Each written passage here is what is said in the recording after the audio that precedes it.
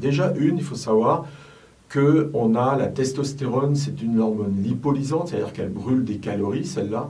Eh bien, elle baisse dès la trentaine déjà, tu commences à baisser ta testostérone. Eh bien, effectivement, 10 ans après, 15 ans après, les effets sont là, ils sont majeurs et il faut en tenir compte. On brûle moins bien quand on a 40, 45 ans, 50 ans et au-delà que quand on a 30 ans. Tu n'as pas 40 ans, donc je te donne une assiette, je prends la même assiette, on mange tous les deux, bien toi tu vas brûler le contenu de l'assiette plus vite que moi. D'accord ? Alors il y a ça, la testostérone. Il y a là-dessus, est-ce que tu connais la sarcopénie ?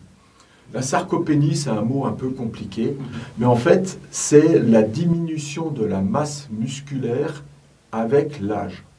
Avec l'âge, c'est programmé comme ça, le corps baisse non seulement la quantité de muscles, mais également la capacité du muscle. Même si on fait beaucoup de sport, on dit oui, mais moi je fais beaucoup de sport après. J'ai 50 ans et plus, je fais du sport, je me défonce, et pourtant je vois que finalement je grossis quand même. Mais oui, parce qu'en fait, le muscle, même si tu les maintiens en volume, eh ben, la qualité musculaire baisse quand même. Résultat, on brûle moins de calories. Puisque un muscle, c'est une chaudière, il a besoin d'énergie. On va s'en servir pour perdre du poids ou perdre du gras, pour être plus clair.